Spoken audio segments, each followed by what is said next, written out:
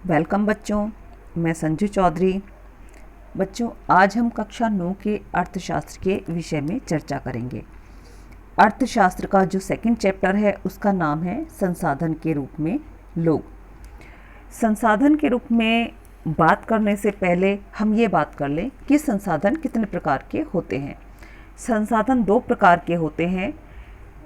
एक होता है प्राकृतिक संसाधन, जो प्रकृति ने हमें दिया है। प्रकृति ने हमें बच्चों क्या क्या दिया है? प्रकृति ने हमें जल दिया है। जल मानव निर्मित संसाधन नहीं है, बल्कि प्रकृति द्वारा दिया हुआ संसाधन है।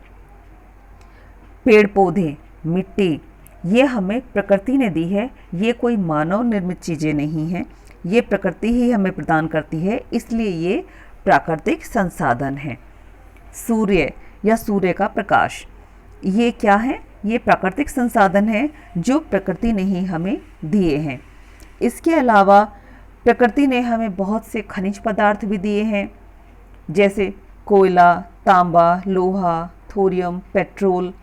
ये सारी चीज़ें खनिज पदार्थ कहलाती हैं और ये सब प्राकृतिक संसाधन है, क्योंकि इनका निर्माण नहीं किया जाता। ये प्रकृति हमें प्रदान करती है। प्राकृतिक संसाधनों के बाद अब हम बात करते हैं मानव संसाधन के विषय में। बच्चों, मानव संसाधन वो संसाधन होते हैं जिनका उपयोग हम अपना अच्छा जीवन जीने के लिए, बेहतर जीवन जीने के लिए करते हैं। और प्राकृतिक संसाधनों का तो निर्माण नहीं किया जा सकता, क्योंकि प्रकृति ने स्वयं दी है। लेकिन मानव संसाधन निर्मित किए जाते हैं और इनकी आवश्यकता हमारी आवश्यकताओं के अनुसार होती है। अगर हमें दवाइयों की ज़रूरत है या इलाज की ज़रूरत है तो हमें एक डॉक्टर की आवश्यकता पड़ेगी। अगर हमें फर्नीचर बनवाने की आवश्यकता है, क्योंकि लकड़ी एक प्राकृतिक संसाधन है और लकड़ी को डायरेक्ट तो घर में नहीं रखा जा सकता, इसलिए उससे फर्नीचर बनाने के लिए या कोई भी चीज़ निर्मित करने के लिए एक ऐसे संसाधन या ऐसे व्यक्ति की आवश्यकता पड़ेगी जो वो ये काम कर सके, जो लकड़ी से कोई सामान बना सके। तो ये जो सेवा ये लोग देते हैं या ये लोग जो कुछ निर्माण करते हैं या हमारे लिए उपयोगी सामान बनाते हैं या हमारे अच्छे कामों में काम आते हैं या जो हमें सेवा देते हैं, ये सभी लोग मानव संसाधन कहलाते हैं। बच्चों, इसको मानव पूंजी भी कहा जाता है। मैंने आपको जो इसका पहला चैप्टर है पालमपुर गांव की कहानी, मैंने उसमें उत्पादन के संगठन के विषय में बात की थी। उसमें हमारी भूमि थी, श्रम और भौतिक पूंजी और दैनिक पूंजी। भूमि उसमें क्या थी? हमारी प्राकृतिक संसाधन। और उसके बाद जो उसमें थी भौतिक पूंजी। भौतिक पूंजी में जैसे क्या था? औजार थी, मशीनें और भवन। ये औजार, मशीनें और भवन ये हमारी भौतिक पूंजी होती हैं, है ना। ऐसे ही डॉक्टर, इंजीनियर, वकील, ये सब हमारे क्या होते हैं? ये हमारे मानव संसाधन होते हैं।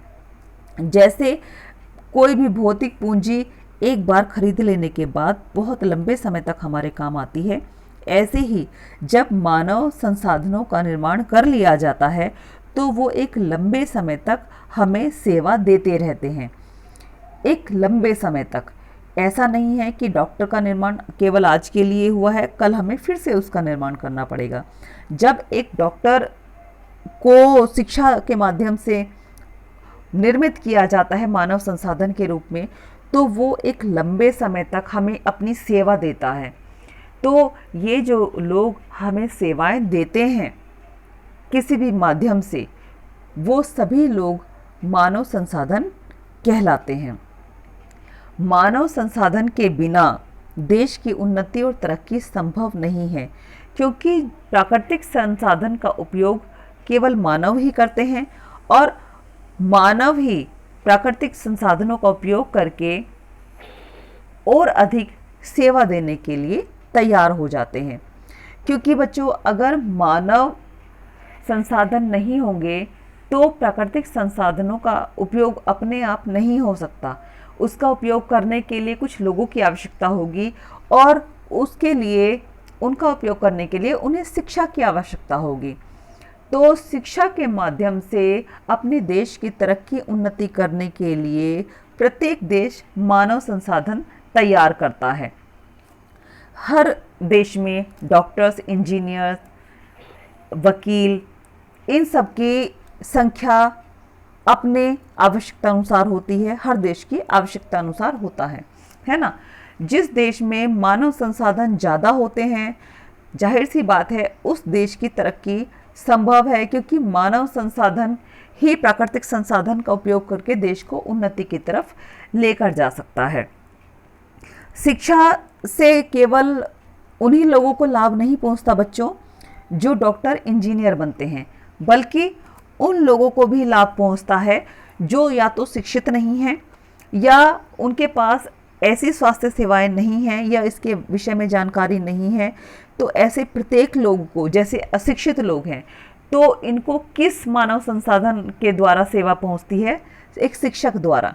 लोग बीमार हैं तो इनको किस मानव संसाधन के द्वारा सेवा पहुंचती है? एक डॉक्टर के द्वारा। ऐसे ही एक हमें अगर कपड़ों की आवश्यकता है, वस्त्र सिलवाने की आवश्यकता है, तो हमें किसकी सेवा की आवश्यकता पड़ती है? एक दर्जी की। और ये क्या है? ये मानव संसाधन है जो हमारे लिए सेवा कर रहे हैं, हमारे लिए कार्य कर रहे हैं।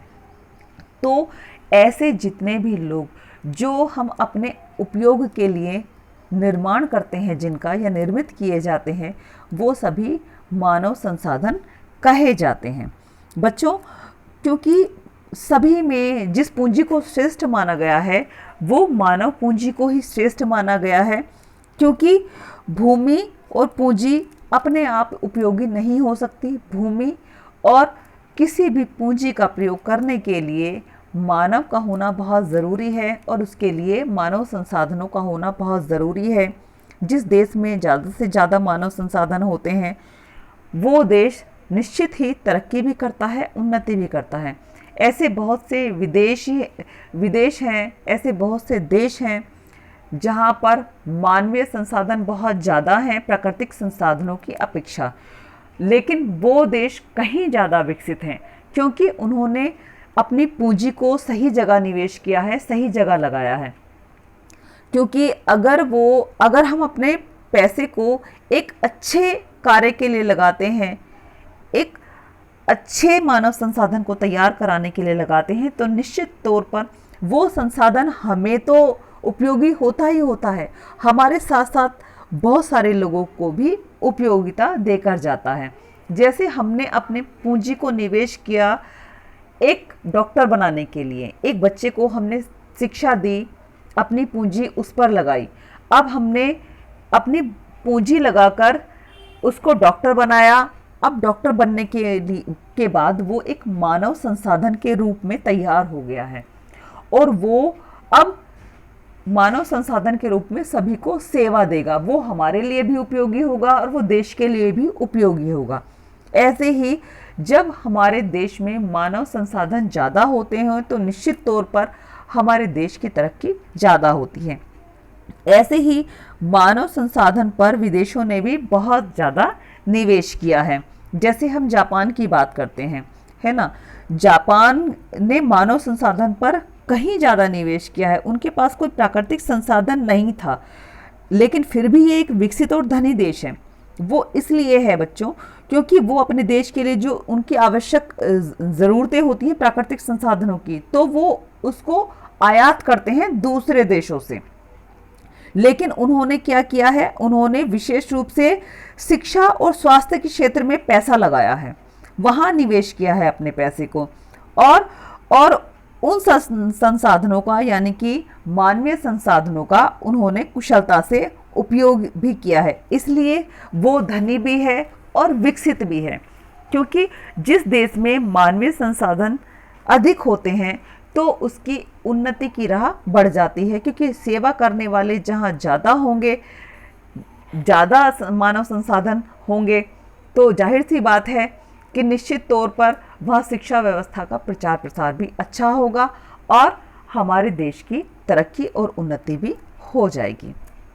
इसलिए बच्चों, प्राकृतिक संसाधन के साथ साथ मानवीय संसाधन का होना बहुत ज़रूरी है और मानवीय संसाधन के रूप में हम लोग ही चुनते हैं और लोगों को ही एक मानव संसाधन के रूप में तैयार किया जाता है। आशा करती हूँ आपको ये अच्छे से समझ में आ गया होगा बच्चों। Thank you.